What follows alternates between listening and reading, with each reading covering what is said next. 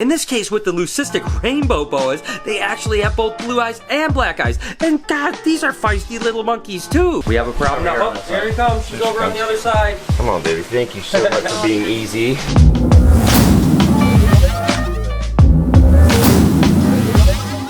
Hey, good morning everybody, and welcome to the vlog. What an absolutely gorgeous day here. And it's always a gorgeous day over here at BHB. And I hope the start of your day is absolutely incredible. What I am going to do for you in the beginning of this vlog is actually to take you through kind of our routine before we open up for the Reptarium. You know, obviously we don't just open up, we've got to go through all the animals. And I don't know, maybe you guys are curious what that is all about. And whoever's working the Reptarium that night always comes in a few hours early to start doing all the maintenance. Obviously Jessica's here, and you're taking a little time with Jade, right? Yeah, giving her a little drink of water. That's right. And we actually are going to get misting systems on her this week because all our misting systems are on this side. They go off automatically a few times a day, but this actually needs a little bit more misting, right? Yeah, she likes, like, from where they're from, they like 20-minute showers and stuff like a day, so we're gonna have to do some crazy misting in her cage. Oh my gosh. Yeah, because the other misting system literally just goes off for 90 seconds to 2 minutes, 3 to 4 times a day. So to do a 20-minute mist is gonna be pretty incredible, but that's the way they're gonna do well. So in the meantime, Jessica just has to stand here for 15 or 20 minutes. So actually, I'll fill this all the way up and I spray her like 3 or 4 times a day with it, and like sit here and let the whole thing empty out.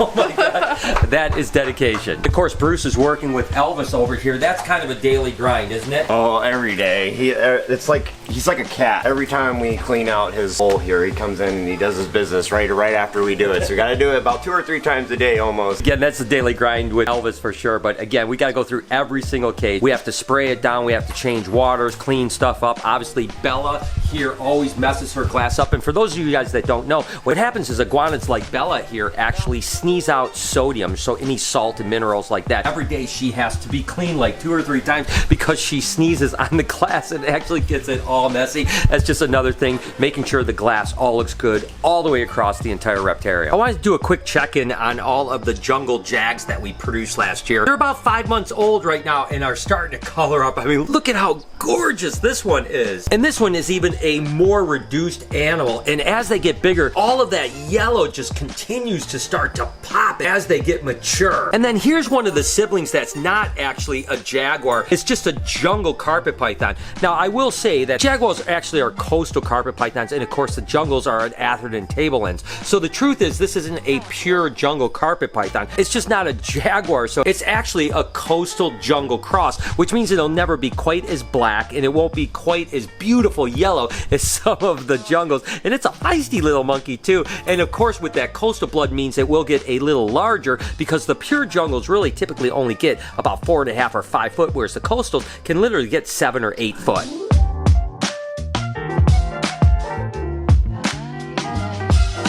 Of course, everything needs to get fed every day too, as far as lizards go. So we have some of the food that was left over from yesterday that gets out. We basically clean it out, put fresh food in, but Elvis has kind of taken a little bit of a liking to this iguana food. He's like, hey, what is this all about? Can I eat this? Don't worry, Elvis, we'll feed you something else, buddy. Some of the old salt.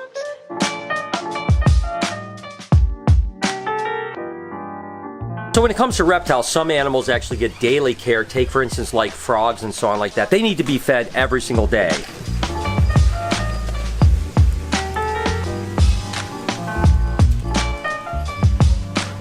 The job isn't always easy. Sometimes you have to get in the cage, right? Oh yeah. Bella made a little mess. Yeah, she got a little poop on her rock over here. And man, is it hot. Bella, what are you doing? She's looking at you like, what are you doing in my cage? Oh. Hey, sweetheart.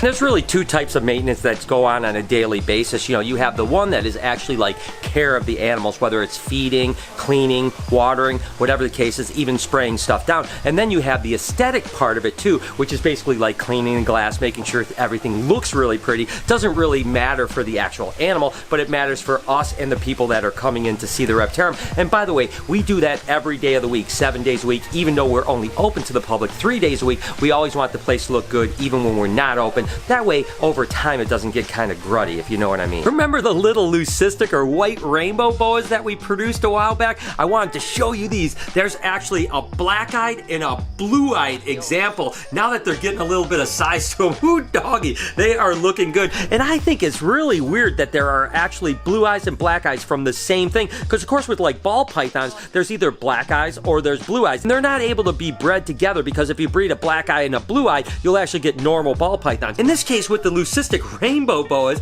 they actually have both blue eyes and black eyes. And God, these are feisty little monkeys too.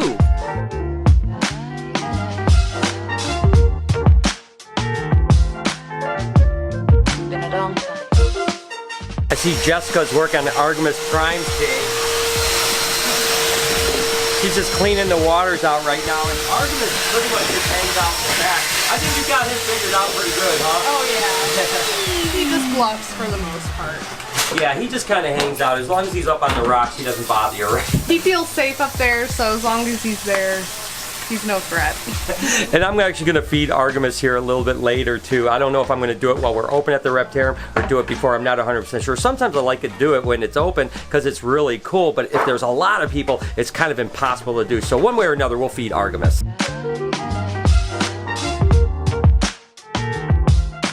Remember the other day with that Kenyan Sambo, it had 20 babies? Well, 19 live and 1 stillborn. This is our last female Kenyan Sambo to drop for the year. I don't want to pick her up because she's full of babies. I don't want to stress her out at all. But look at how gorgeous she is, and look at how full of babies. Any day this girl should drop. I'm super excited. Bruce is about to tackle Butterscotch. This is the one cage that I think is the most perilous cage right here because it's kind of face level. There's nothing you can do but actually go for it. And Butterscotch is really hungry right now, I can tell you that much. Yeah, as long as she's good now she's moving. Come here. She got him, she's getting away from me now.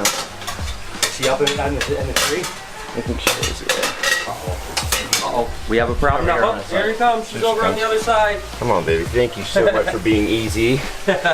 Thank you for being easy today. Oh my gosh, this is the easiest she's been all the time we've had her. She's a really beautiful snake. I mean, she really is. She definitely needs to be handled a little more because she's super tame, but she just likes to move. You can see how, like, she's just always kind of on the go. So when she gets bigger, she's going to be a kind of Lucy-like animal without the kind of biting part of it, I think. Yeah. But definitely want to get her a little bit more calmed down like a Daisy rather than a Lucy for sure. So yeah, she's for sure a little ticklish, without a doubt. So Bruce is just going to get her cage cleaned up, put her in a holding pen for a little bit, and then keep on moving on. And like I mentioned, some of the stuff gets daily care. Like most of our lizards get fed every single day. Like Toothless here. Toothless, there you go, bud. Oh my gosh, I absolutely love this animal. And I like to hand feed it because I just think it kind of continues to habituate us to it. So I can eventually have them just taking them off of tongs and then even eventually maybe right out of my hands. But this animal is breathtaking. And I can literally sit here and like feed it 10 or 12 crickets. I just drop them in. And it just pounces on them. And for whatever reason, if I dump like 6 or 8 of them in, it almost seems like it confuses them a little bit. Like there's so much going on, he doesn't want to go after them. So one at a time actually seems to make him eat better. So this is just kind of a daily routine. And we'll do crickets, we'll do roaches, we'll do fuzzies, we'll do little pieces of meat, all kinds of different stuff for him. There's another one.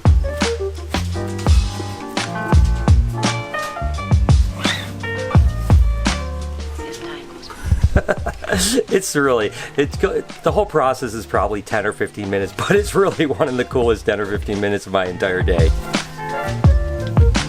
Spin it up.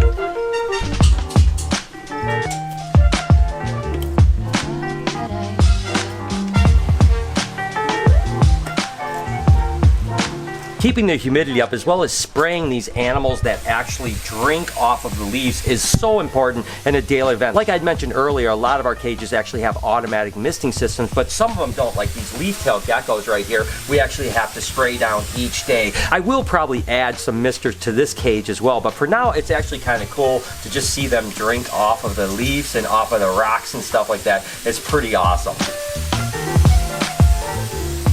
Of course, I've told you guys that we keep Salt and Pepper back here in the quarantine area just to kind of monitor their weight and their food and all that type of stuff. But when we open for the Reptarium, we always put them out on display so people can actually see them. So one of the things we need to do is actually go get Salt and Pepper and put them in their little display tanks for the day. For whatever reason, the last few days, some people have been asking about Daisy, just saying, I haven't seen Daisy lately. I thought she was in a vlog within the last couple weeks, but maybe not. I might have missed it. Regardless, Daisy is doing absolutely amazing. She's actually getting ready to shed any day now. Probably tonight she's going to break that shed, and hopefully she will shed beautiful, but she is a gorgeous girl. Like I mentioned earlier, we actually spray down all of the bedding each day just to keep the humidity up. One of the things that's really nice about Reptile Prime is that it's really absorbent and it holds humidity really well. The downside is that it can dry out during the winter when the furnace is running, trying to keep the place warm with the winter weather outside. So we literally just come into our cage and just give it a little bit of a spray down, kind of get it nice and moist. And a lot of times we'll even agitate the bottom so that it really gets down there and just keeps it nice and humid in this habitat. And she likes a little spray down every now and then too. You're looking so beautiful, girl.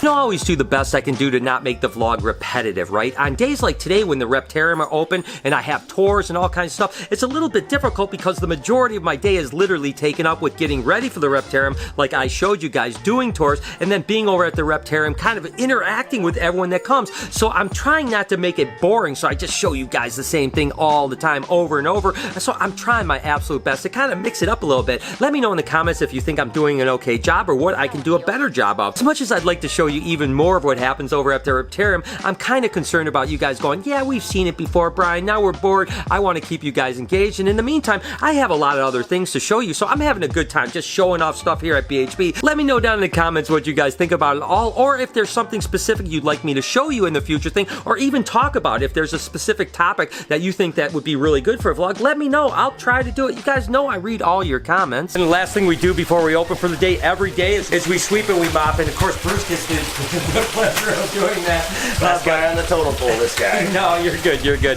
But that way it stays really nice and clean. And we do the same thing on the days that we're not open. We have that last task to do, and then we open up for the night here at the Reptarium. So for those of you that wondered what our daily routine is, now you know. As you can see, mopping is all done, everything's all cleaned up. We are ready to get the Reptarium open for the night and hopefully have an absolutely amazing time. I know we will, because it's always awesome.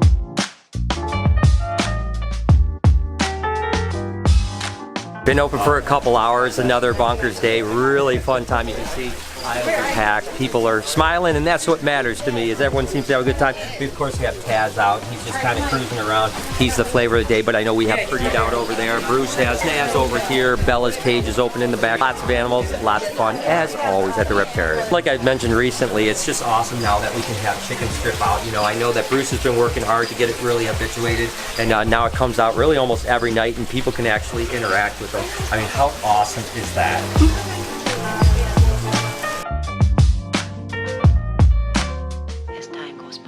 And with all that said, I am going to go ahead and end the vlog and wish you guys an absolutely amazing day, or whenever you happen to be watching. I hope that you enjoyed today and kind of got a little look at what it's like to behind the scenes at the Reptarium, as well as everything else. Let me know in the comments what you guys thought.